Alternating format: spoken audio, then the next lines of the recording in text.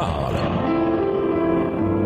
Chaque jour, Charles et Carole vous présentent la leçon de l'école du sabbat.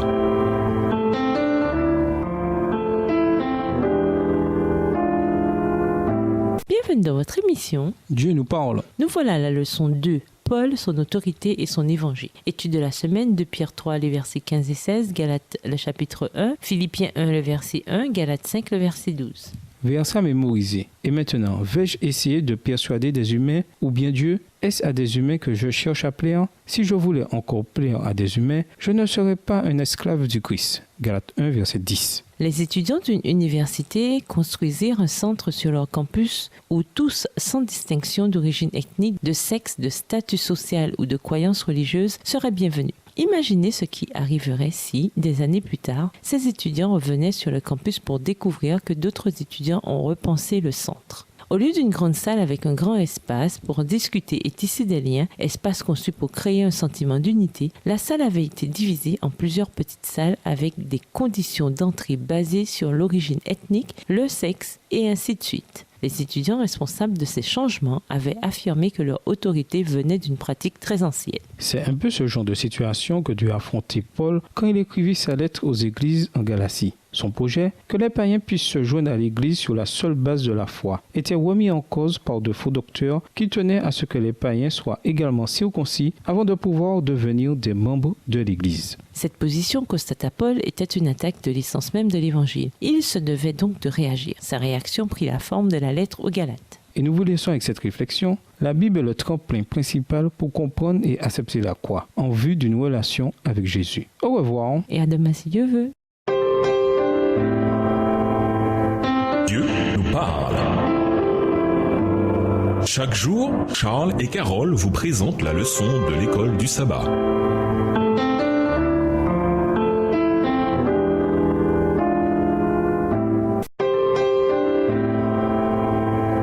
Dieu nous parle. Chaque jour, Charles et Carole vous présentent la leçon de l'école du sabbat.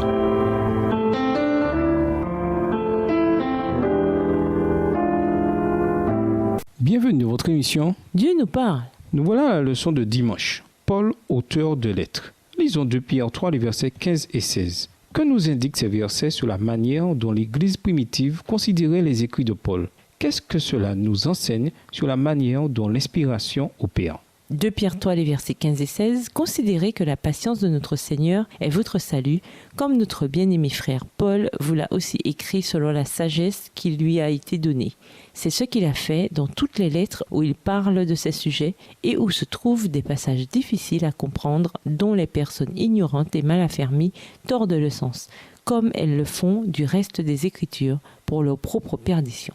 Quand Paul écrivit aux Galates, il n'essayait pas de produire un chef-d'œuvre littéraire. Sous la direction du Saint-Esprit, Paul répondait plutôt à des situations précises qui le concernaient, lui, ainsi que les croyants de Galatie. Les lettres comme Galates ont joué un rôle essentiel dans le ministère apostolique de Paul. Missionnaire auprès des gentils, Paul a fondé un certain nombre d'églises disséminées dans toute la Méditerranée. Il les visitait chaque fois qu'il le pouvait, mais il ne pouvait rester au même endroit très longtemps. Pour compenser son absence, Paul écrivit des lettres aux églises afin de leur donner des conseils.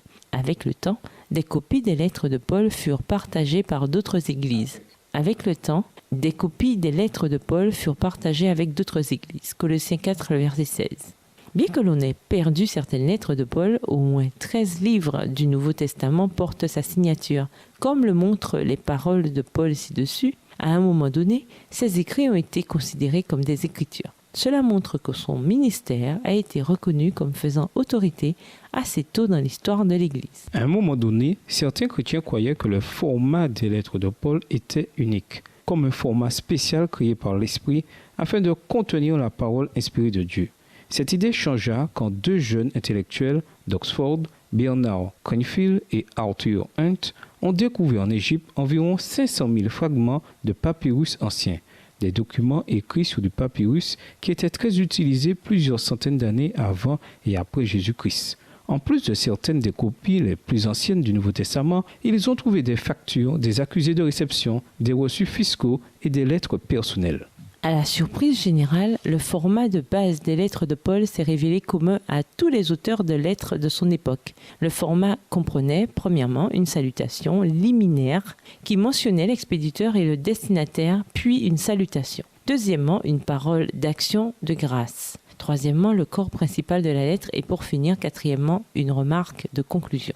En bref, Paul suivait le format habituel de son temps, en s'adressant à ses contemporains par l'intermédiaire d'un support et d'un style qu'il connaissait. Si la Bible devait être écrite aujourd'hui, d'après vous, quel type de support, de format et de style le Seigneur emploierait-il pour nous atteindre? Et nous vous laissons avec cette question de réflexion. Quelle expérience personnelle avec le Christ peut vous convaincre, comme Paul, de changer votre vie tout entière pour devenir un messager de l'Évangile? Au revoir. Et à demain si Dieu veut. Dieu nous parle. Chaque jour, Charles et Carole vous présentent la leçon de l'école du sabbat.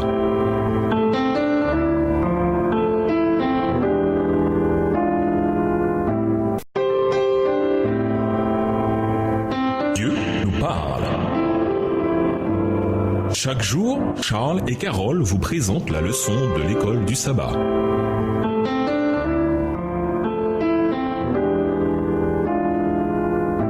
Bienvenue dans votre émission. Dieu nous parle. Nous voilà à la leçon de lundi, l'élection de Paul. Bien que les épîtres de Paul suivent généralement le format de base des lettres antiques, Galates comporte un certain nombre de caractéristiques que l'on ne trouve pas dans ses autres épîtres. Quand on les identifie, cette différence nous aide à mieux comprendre la situation dont Paul s'occupait. Comparons la salutation de Paul dans Galates 1, les versets 1 et 2, avec ce qu'il écrit dans Éphésiens 1, verset 1, Philippiens 1, verset 1 et 2 Thessaloniciens 1, verset 1. Quels sont les points communs et les différences? Galates 1, les versets 1 et 2. Paul, apôtre non de la part des hommes, ni par un homme, mais par Jésus-Christ et par Dieu le Père, qui l'a ressuscité d'entre les morts. Et tous les frères qui sont avec moi aux églises de la Galatie.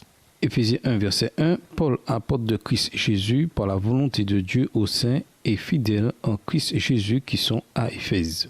Philippiens 1, le verset 1, Paul et Timothée, serviteurs du Christ Jésus, à tous les saints en Christ Jésus qui sont à Philippe, aux évêques et aux diacres. 2 Thessaloniciens 1, verset 1, Paul, Sylvain et Timothée à l'église des Thessaloniciens, en Dieu notre Père et dans le Seigneur Jésus-Christ. La salutation liminaire de Paul dans Galates est non seulement un peu plus longue que dans les autres lettres, mais il sort du contexte pour décrire le fondement de son autorité apostolique.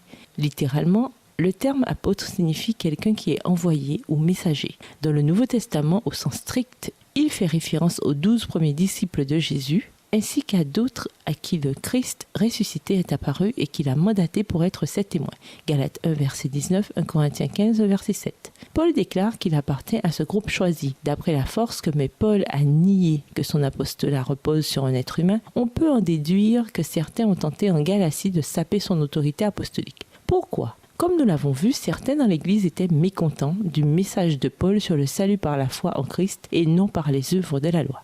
Il pensait que l'évangile de Paul discréditait l'obéissance. Ces fauteurs de troubles agissaient de manière subtile. Ils savaient que le fondement du message évangélique de Paul était directement lié à la source de son autorité apostolique. Jean 3, verset 34. Et ils avaient résolu de s'attaquer vigoureusement à cette autorité. Cependant, ils ne niaient pas directement l'apostolat de Paul. Ils prétendaient simplement qu'il n'était pas très important. Il affirmait vraisemblablement que Paul n'était pas l'un des premiers disciples de Jésus et que par conséquent, son autorité ne venait pas de Dieu, mais des hommes, peut-être des dirigeants de l'église d'Antioche, qui avaient envoyé Paul et Barnabas comme missionnaires. Acte 13, versets 1 à 3. Ou peut-être qu'elle ne venait que d'Ananias qui avait baptisé Paul au départ. Acte 9, versets 10 à 18. Paul, selon eux, n'était qu'un messager d'Antioche ou de Damas, rien d'autre.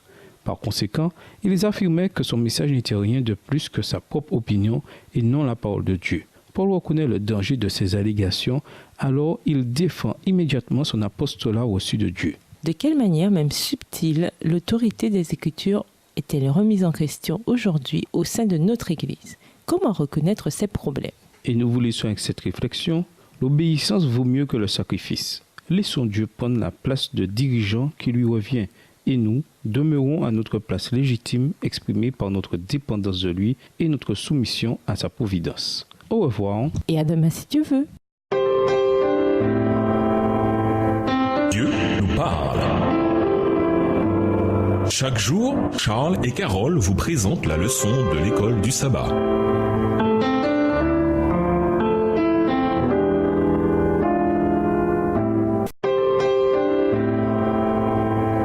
Dieu nous parle.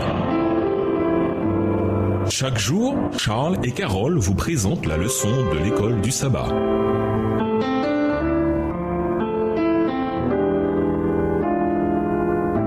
Bienvenue dans votre émission. Dieu nous parle.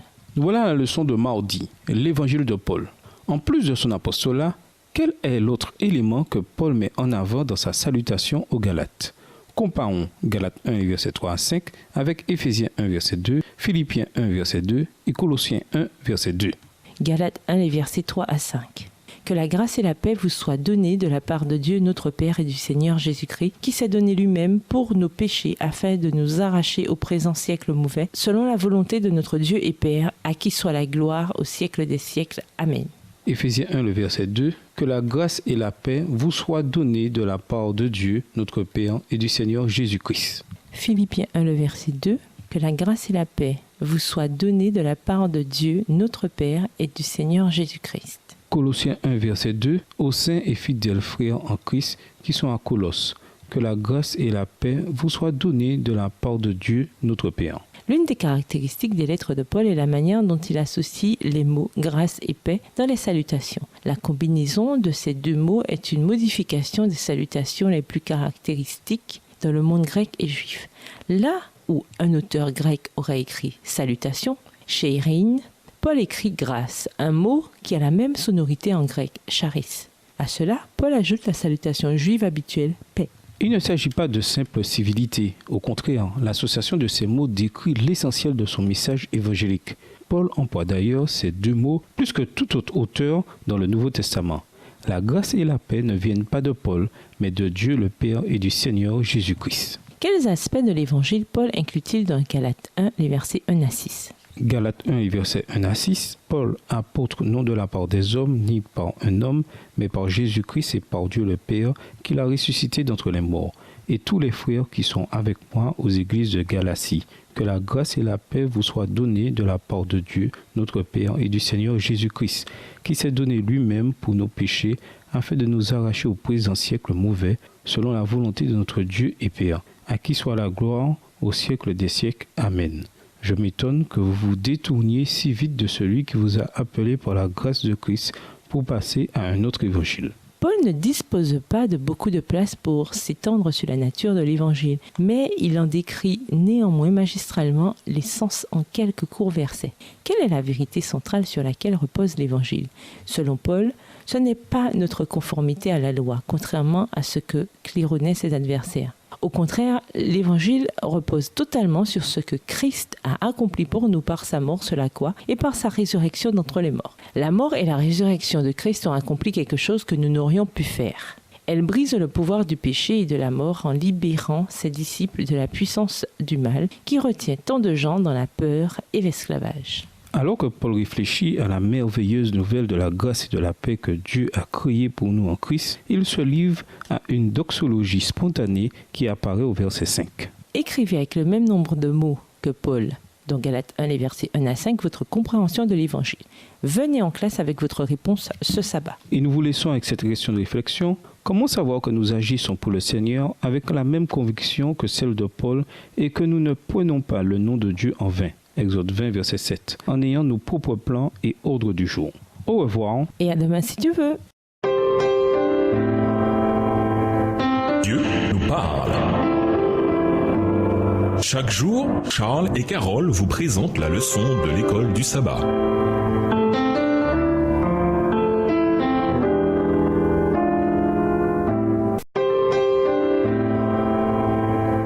Dieu nous parle. Chaque jour, Charles et Carole vous présentent la leçon de l'école du sabbat.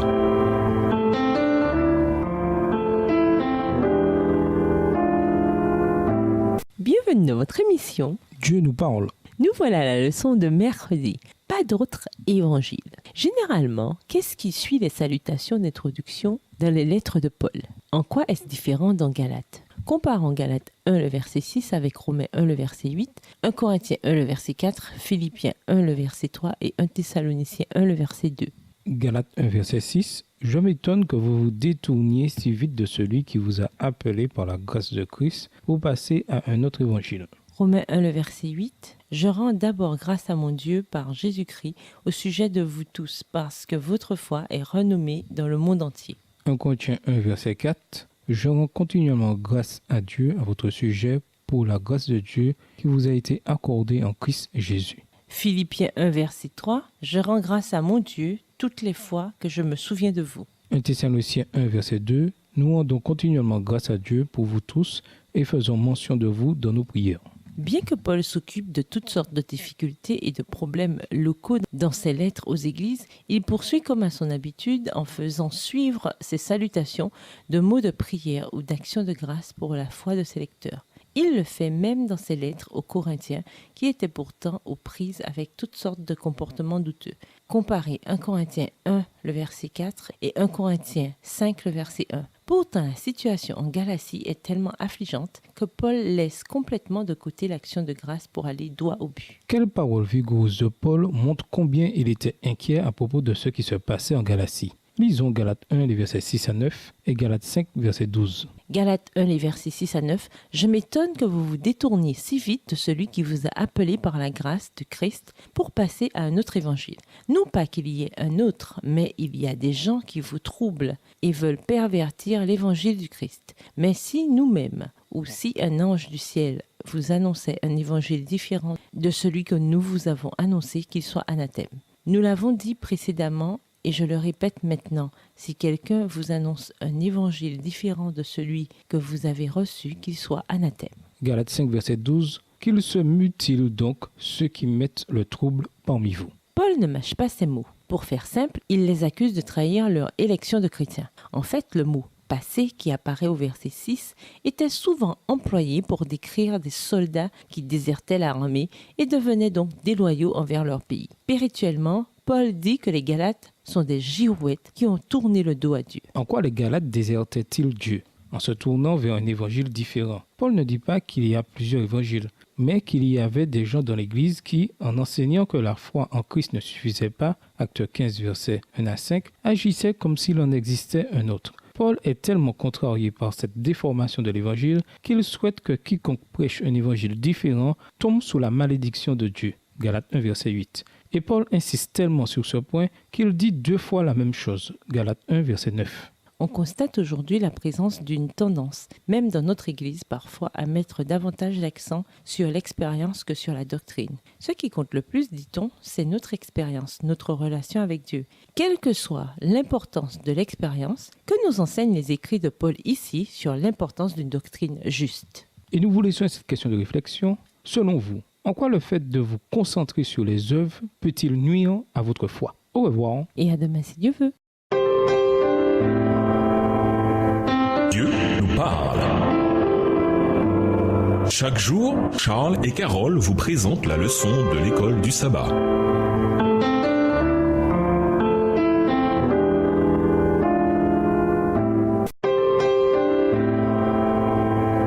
Dieu nous parle.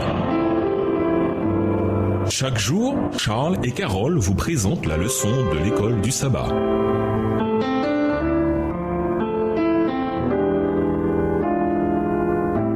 Bienvenue à votre émission. Dieu nous parle. Nous voilà à la leçon de jeudi, l'origine de l'évangile de Paul. Les perturbateurs de Galatie prétendaient que l'évangile de Paul était en réalité motivé par son désir d'obtenir l'approbation des autres. Si Paul cherchait uniquement l'approbation des hommes, qu'aurait-il pu faire différemment dans sa lettre? Voyons Galates 1, les versets 6 à 9 et les versets 11 à 24. Galates 1, les versets 6 à 9.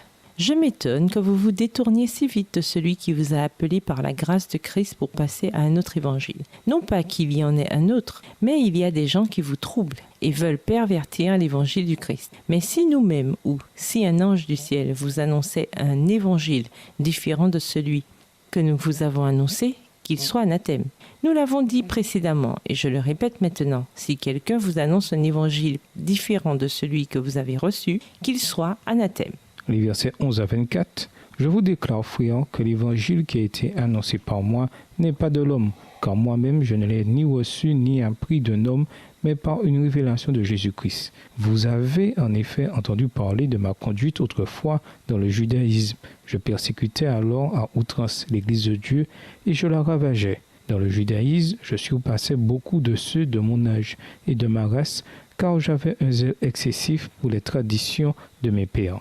Mais quand celui qui m'avait mis à part dès le sein de ma mère et qui m'a appelé par sa grâce a trouvé bon de révéler en moi son Fils pour que je l'annonce parmi les païens. Aussitôt, je n'ai consulté ni la chair ni le sang, et je ne suis pas monté à Jérusalem vers ceux qui furent apôtres avant moi, mais je partis pour l'Arabie, puis je revins encore à Damas. 3 ans plus tard, je suis monté à Jérusalem pour faire la connaissance de Céphas, et je suis resté 15 jours chez lui. Verset 19. Mais je n'ai vu aucun autre des apôtres, si ce n'est Jacques, le frère du Seigneur. En vous écrivant cela, voici, devant Dieu, je ne mens pas. Je me rendis ensuite dans les contrées de la Syrie et de la Cilicie. Or, mon visage était inconnu des églises de Judée qui sont en Christ. Elles avaient seulement entendu dire « Celui qui autrefois nous persécutait annonce maintenant la foi qu'il voulait alors détruire. » Et elles glorifiaient Dieu à mon sujet. Pourquoi Paul n'a-t-il pas exigé des gentils convertis qu'ils se fassent circoncire? Ses adversaires prétendaient que Paul cherchait des conversions à tout prix.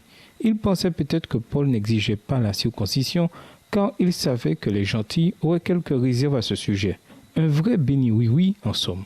En réponse à de telles accusations, Paul renvoie ses adversaires aux paroles énergiques qu'il vient d'écrire au versets 8 et 9. Si Paul ne recherchait que l'approbation, il aurait de toute évidence répondu d'une autre manière. Pourquoi Paul dit-il qu'il est impossible d'être un disciple de Christ tout en cherchant à plaire aux gens? Après avoir déclaré au verset 11 et 12 qu'il a reçu son évangile et son autorité directement de Dieu, comment Paul prouve-t-il ces dires au verset 13 à 24? Galates 1 et verset 13 à 24. Vous avez en effet entendu parler de ma conduite autrefois dans le judaïsme. Je persécutais alors à outrance l'Église de Dieu et je la ravageais. Dans le judaïsme, je surpassais beaucoup de ceux de mon âge et de ma race, car j'avais un zèle excessif pour les traditions de mes pères. Mais quand celui qui m'avait mis à part dès le sein de ma mère et qui m'a appelé par sa grâce a trouvé bon de révéler en moi son Fils pour que je l'annonce parmi les païens, aussitôt je n'ai consulté ni la chair ni le sang, et je ne suis pas monté à Jérusalem vers ceux qui furent apôtres avant moi, mais je partis pour l'Arabie, puis je revins encore à Damas. 3 ans plus tard, je suis monté à Jérusalem pour faire la connaissance de Céphas, et je suis resté 15 jours chez lui. Verset 19. Mais je n'ai vu aucun autre des apôtres, si ce n'est Jacques, le frère du Seigneur. En vous écrivant cela, voici, devant Dieu, je ne mens pas. Je me rendis ensuite dans les contrées de la Syrie et de la Cilicie. Or, mon visage était inconnu des églises de Judée qui sont en Christ. Elles avaient seulement entendu dire « Celui qui autrefois nous persécutait annonce maintenant la foi qu'il voulait alors détruire. » Et elles glorifiaient Dieu à mon sujet. Les versets 13 à 24 nous donnent un récit autobiographique de la situation de Paul avant sa conversion, versets 13 et 14. Au moment de sa conversion, versets 15 et 16, et après, versets 16 à 24, Paul affirme que les circonstances entourant chacun de ces événements empêchent quiconque de prétendre qu'il a reçu son évangile de quelqu'un d'autre que Dieu. Paul ne va pas rester là sans rien dire pendant que l'on dénigre son message en remettant en question son élection. Il sait ce qui lui est arrivé, il sait ce qu'il a été appelé à enseigner et il va le faire quel que soit le prix à payer.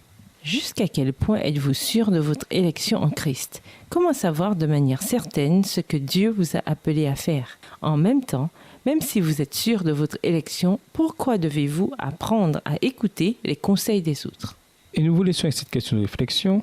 Quel comportement chrétien résulte des normes culturelles et des préjugés personnels et, par conséquent, ne sont pas fondés sur la Bible? Au revoir. Et à demain si Dieu veut. Dieu nous parle. Chaque jour, Charles et Carole vous présentent la leçon de l'école du sabbat.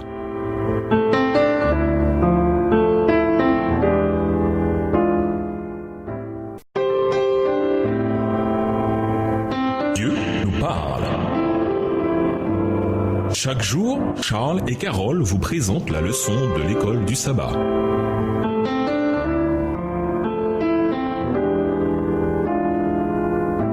Bienvenue dans votre émission Dieu nous parle. Nous voilà à la leçon de vendredi, pour aller plus loin. Dans presque toutes les églises, il y avait des membres qui étaient juifs de naissance. Les enseignants juifs trouvaient un accès facile auprès de ces convertis et par eux, ils trouvaient un point d'appui dans les églises. C'était impossible, avec des arguments bibliques, de renverser les doctrines enseignées par Paul. Ils eurent donc recours à des mesures des plus malicieuses pour contrer son influence et affaiblir son autorité. Ils déclaraient qu'il n'avait pas été un disciple de Jésus et n'avait reçu aucun mandat de sa part. Pourtant, ils se permettaient d'enseigner des doctrines directement opposées à celles qu'avaient Pierre, Jacques et les autres apôtres. L'âme de Paul fut émue de voir ces mots menacés de détruire ces églises.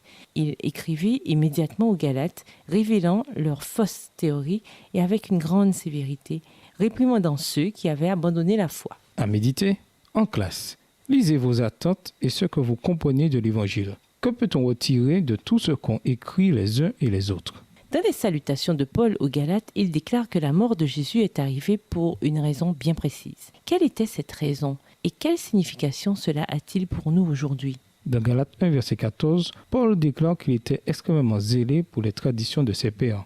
Par tradition, il voulait probablement dire à la fois les traditions orales des pharisiens et l'Ancien Testament lui-même. Y a-t-il une place dans notre foi et si oui, laquelle pour les traditions?